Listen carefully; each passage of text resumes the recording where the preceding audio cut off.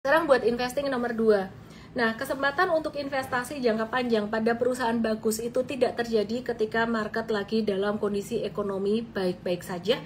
Tidak terjadi ketika harga saham lagi naik untuk long term investing. Investasi pada perusahaan bagus dengan harga sangat murah itu terjadinya ketika kondisi eksternal lagi nggak bagus seperti sekarang ini. Kondisi perekonomian saat ini lagi nggak bagus, tapi ini sebenarnya merupakan blessing in disguise buat investor jangka panjang atau calon investor jangka panjang. Blessing in disguise. Oke, sekarang saya mau jelasin caranya dulu. Setiap hari saya udah jelasin tentang valuasi, dan tadi yang ikut di MFest, Gathering MFest, Anda dapat update jauh lebih detail daripada yang di live malam hari ini. Malam hari ini aku mau jelasin tentang BMRI aja. Tentang BMRI. Bentar ya. Aku cek. Aku mau kasih lihat kalian satu data ini. Atau dua deh. Dua data deh. Nah, ini semoga kelihatan ya. Aku share di IG aku @ellenmei_official. Oke. Aku ajarin kalian intinya aja. Kalau di MFest ini pastinya lebih jelas, tapi harapan aku yang join MFest, ini ada diskon MFest langsung ke emvest.id, itu diskon 57% ya untuk Valentine's deal, dan terbatas, setiap hari dibatasin. Oke, terus inti dari investing itu nomor 1, kamu mesti ngerti perusahaannya apa. Mindset, tadi di awal ada yang nanya mindset investing dan trading. Investing tuh beli perusahaan. Kalau trading itu cuma beli harga, tok. Beli perusahaan, kamu harus tahu perusahaan ini paksa pasar, bisnis modelnya bagaimana, manajemennya bagaimana, profitabilitasnya bagaimana, baru yang terakhir adalah valuasinya bagaimana, timingnya, dan yang terakhir lagi saya tambahin trigger technical. Jadi investasi jangka panjang bukan berdasarkan berita.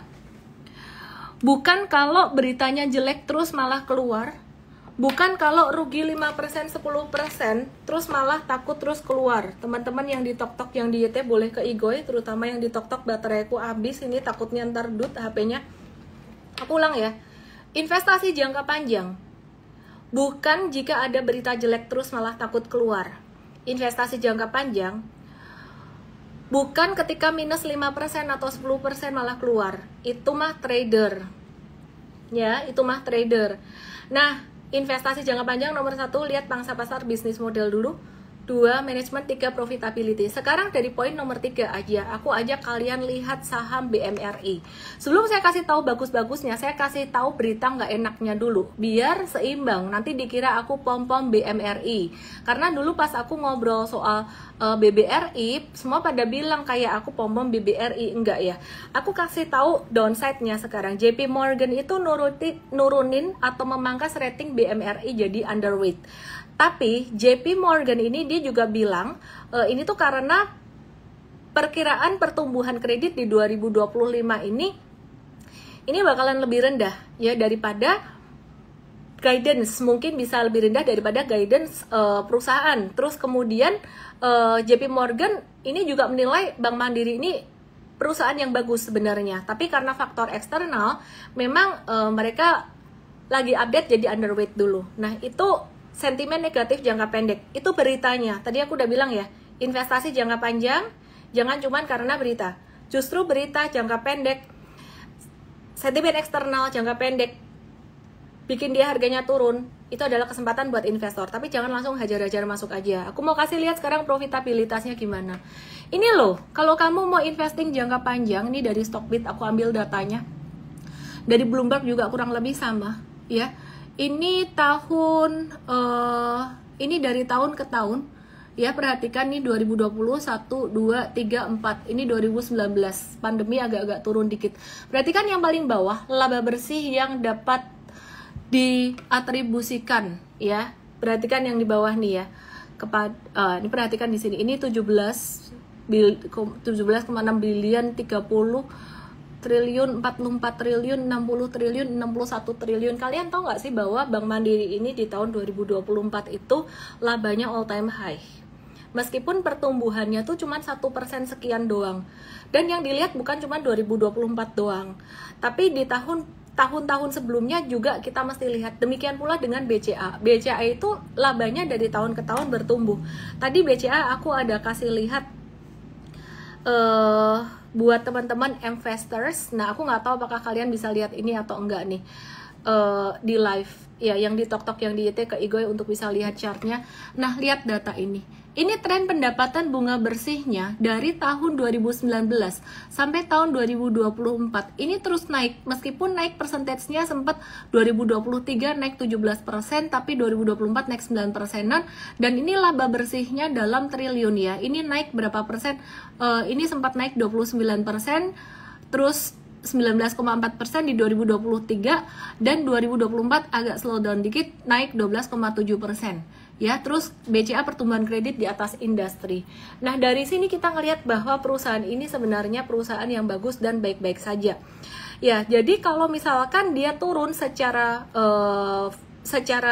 di tahun 2025 ini turun, faktornya tuh benar-benar eksternal seperti yang aku udah bilang. Proyeksi 2025 dari BCA itu 6-8% untuk loan growth-nya, dan itu membuat investor-investor besar mereka juga mungkin cukup kaget ya melihat projection angka seperti itu. Tapi BCA sendiri kalau ngasih angka sangat konservatif sekali. Sekali lagi, angka konservatif itu berarti kemungkinan untuk tercapainya sangat besar. Jadi setidaknya 8% itu udah kena. Nah, dengan proyeksi loan growth 6-8%, apakah benar-benar 6-8% doang? Jangan-jangan ada surprise dari BCA ya. Kali ini aku ngomong BCA, nanti aku ngomong Bank Mandiri lagi. Apakah akan ada surprise tiba-tiba ada pelaku industri tertentu yang pinjam duit dalam jumlah besar? Kalau di tahun 2024 aku dengar sih industri nikel kalau nggak salah ya, itu yang utang dalam jumlah yang sangat besar. Jadi belum tentu juga pertumbuhan kreditnya selambat itu, tapi investor-investor gede udah ngelihat bahwa wah ini kayaknya waktunya untuk ngerem atau profit taking. Oke, singkat cerita, aku cuman mau bilang bahwa fundamental perusahaan-perusahaan ini, dua perusahaan ini bagus.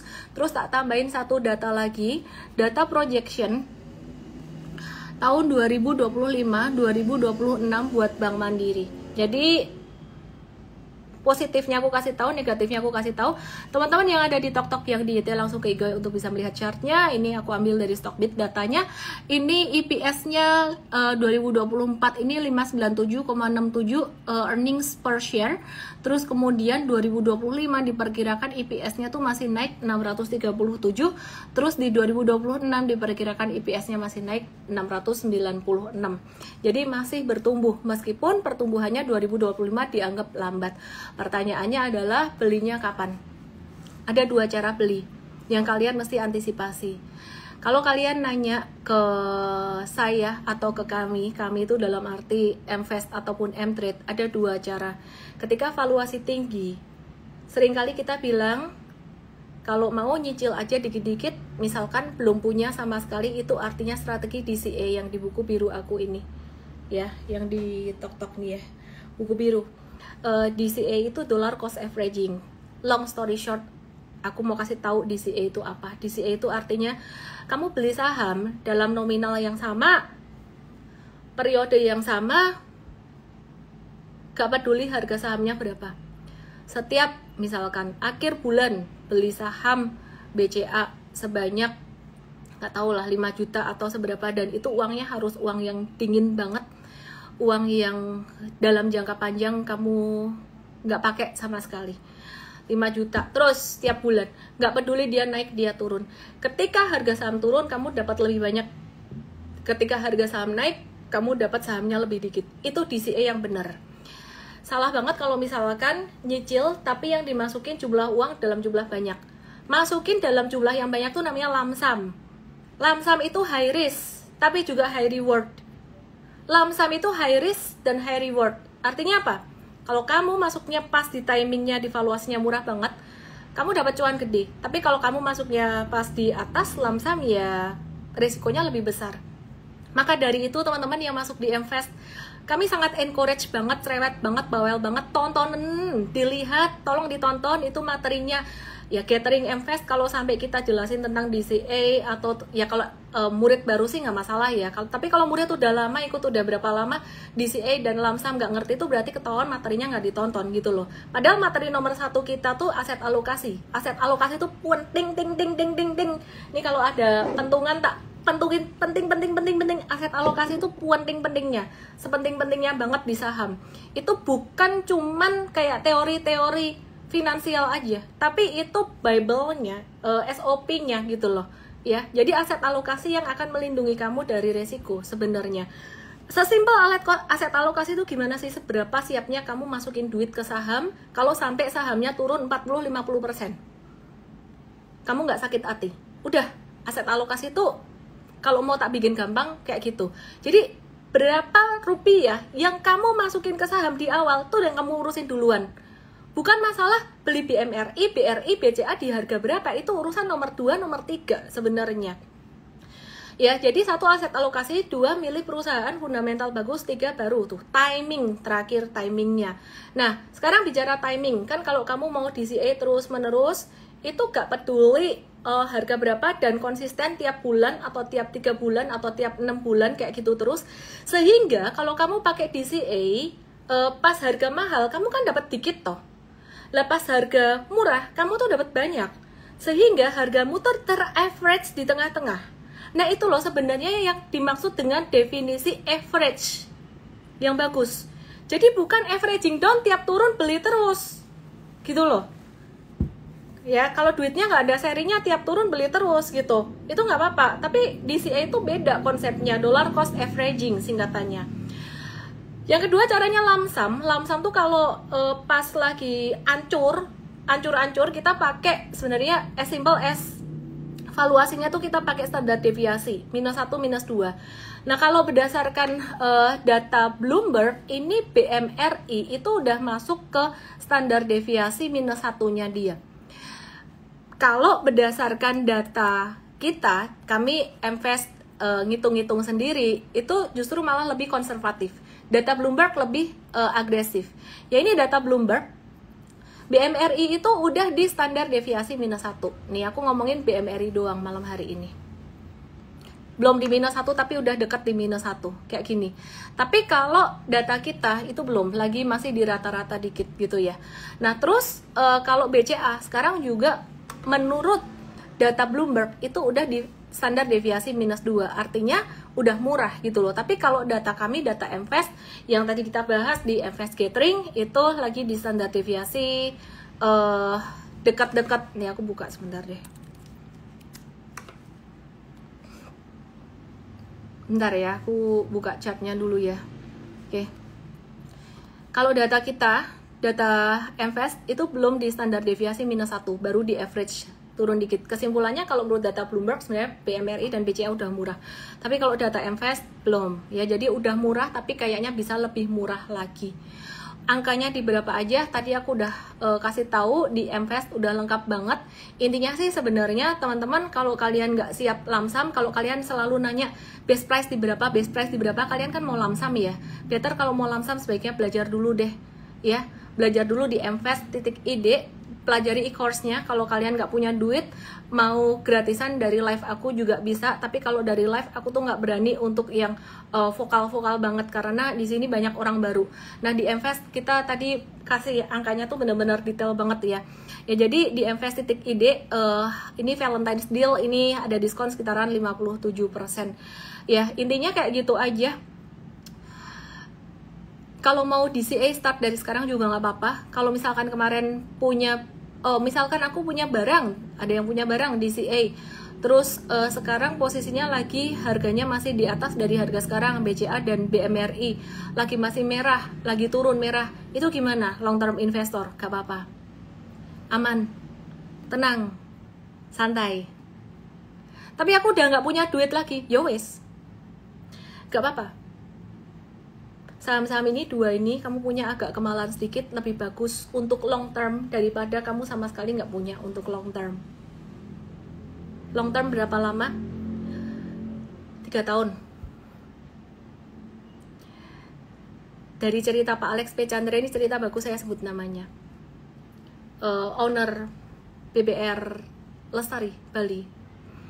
Dulu beliau profit taking saham PCA. Terus habis itu turun, senengan. Habis profit taking turun, habis itu naik lagi. Gak beli lagi. Terus hilang barang. Terus buyback lagi di atasnya. Saya pernah mengalami hal yang sama. Jadi kalau kamu udah pernah mengalami naik turunnya market berkali-kali, kamu bakalan tenang. Kalau kamu baru mendengar soal market dari saya, dari omongan Ellen, dan belum dari pengalaman kamu sendiri, saran saya, masuknya jangan all in. Karena kadang kita bilang cicil itu dengan DCA, tapi orang masuknya nominalnya lamsam. Kalau udah gitu ada turunnya, bisa marah-marah. Ini aku kasih tahu BRI. Kita sekarang ke BRI. Dikit ya. Data BRI. Oke, BRI. BRI itu di 4288 data kita itu standar deviasi minus 1. Bentar aku buka dulu layout valuation.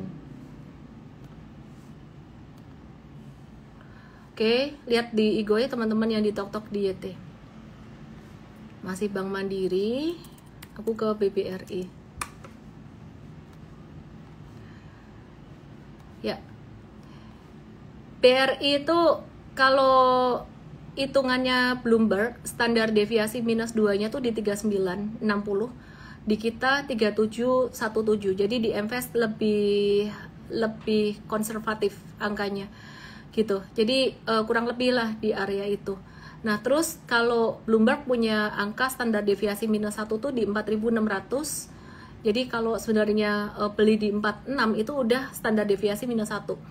Di Mvest standar deviasinya berdasarkan angka data terbaru itu di 4326. Ini belum nanti kalau keluar laporan keuangan yang terbaru ya. BRI kan belum keluar laporan keuangan terbaru. Ini akan berubah lagi angkanya. Tapi berubah pun nggak banyak-banyak. Jadi kesimpulannya gini ya, aku mau kasih contoh. Kalau kalian pakai data Bloomberg, beli BRI di standar deviasi minus 1, 4600. Ternyata masih turun sampai ke standar deviasi hampir minus 2 di 18%. Berarti ada resiko, ada kerugian 18%. Aku mau kasih tahu satu fakta pahit buat kalian yang mau investasi jangka panjang. Tak kasih pahitnya dulu buat jangka panjang biar kalian tahu manisnya lebih enak. Minus 18% sampai 20% buat value investor itu normal. Normal. ACES udah di standar deviasi minus 2 Januari 2023 masih bisa turun 20%. Habis itu naik keuntungannya up to 80% sampai 100% lebih. Di Mvest kita ajarin mulai profit taking. Ya, jadi setengah trading akhirnya. Kenapa? Karena nanti kalau kena turunan lagi, udah cuan kena turunan lagi jadi stres lagi. Ya, namanya juga investor pemula, kita kasih cuannya dulu lah, profit taking. Nih ya, aku kasih tahu BRI. Data Bloomberg di 46 udah standar deviasi minus 1, ternyata masih bisa turun. Kalau nunggu di standar deviasi minus 2, oh pakai data Bloomberg di 39 ternyata kena. Ya kalau kena, kalau nggak kena, nanti marah lagi. Kenapa? Oh kamu sebutnya angkanya kemurahan, nggak kena. Cara investasinya nggak kayak gitu saya. Jadi aku kasih tips lagi kalau kamu lamsam. Lamsamnya, teman-teman yang di tok-tok yang detail lihat ke Igoy ya. Ada chartnya itu bakalan beda banget. Pemahaman kamu bakalan beda banget. Igoy aku Ellen _ official.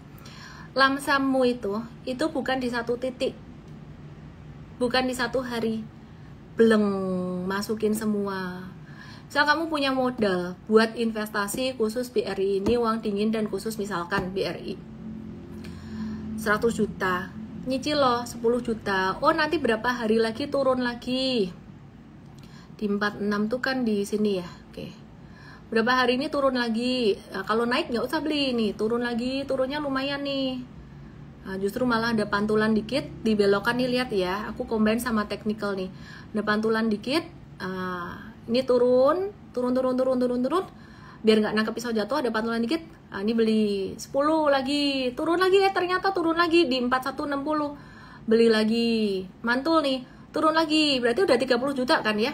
Turun lagi, terus mantul lagi di 4150 atau di sini di 4050, 4070 masuk lagi 40 juta berarti kan ya, tadi udah 4 kali masuk.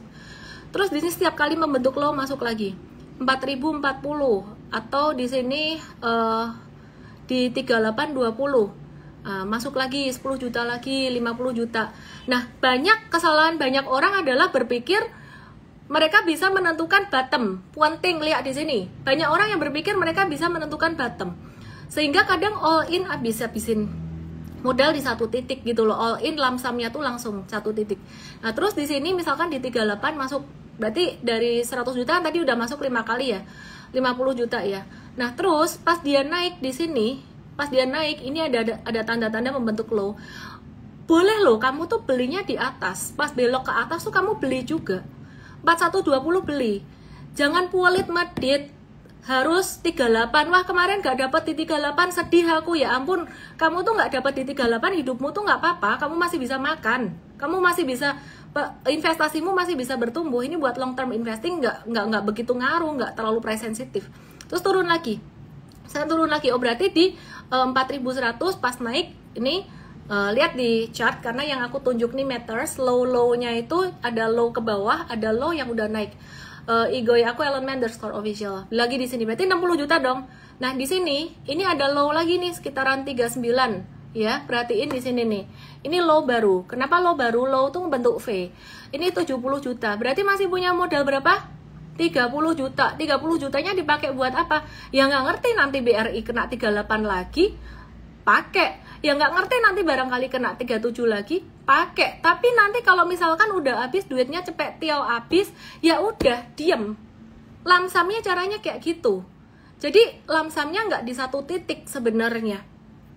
Loh, apa bedanya dengan DCA? DCA itu nggak peduli kayak gini. DCA itu tiap bulan. DCA itu nggak ngelihat naik turunnya.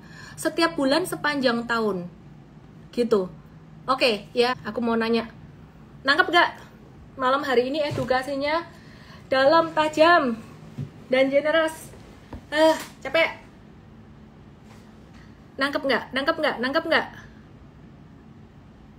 Apa nama bukunya? Bukunya Nabung Saham Sekarang, tapi ini saham-saham yang dibahas udah jadul banget ya. Jadi better kamu invest aja, emvest.id. Hari ini lagi diskon 57%, dan di invest kamu harus kelarin materi video yang pertama dulu. Itu recording webinar aku ya, yang investart yang lalu. Terus kamu harus kelarin kuisnya dulu. Kalau invest udah jalan kayak gini, selesai jawab kuisnya benar semua, baru boleh masuk ke WA community. Paham nggak? Tulis di sini. Paham nggak? Kalau paham tulis. Dika Verdi, halo. Ming, halo. Nangkep, halo. XRP aku bahas kesempatan terpisah aja ya, karena malam hari ini aku lagi mau ngelempengin mindsetnya investor, mindset trader. Kalau ngomongin strategi trading di Mtrade, setiap hari di Mtrade kita bahas. Ini banyak banget yang follow. Aduh, kakinya naik kelihatan, nggak sopan nih. Oke, udah paham ya? Dadah, selamat malam semuanya. Sebarkan ilmu investasi yang menurut aku sih benar ya. Yang menurut aku ya, aku yang paling benar gitu loh. Karena aku belajarnya dari Warren Buffett, ya dari guru-guru investasi yang ilmunya udah terbukti. Kalau trading ya dari trader di Amerika gitu. Kalau kondisi kayak gini, baiknya berapa persen alokasi investing? Saya kasih rumusnya gampang banget. Khusus saham-saham yang tadi aku sebut, BCA, BMRI, BRI ya. Caranya, kalau misalkan dia turun 50%, kamu siap masukin duit di situ berapa? Oke ya, good night, selamat malam.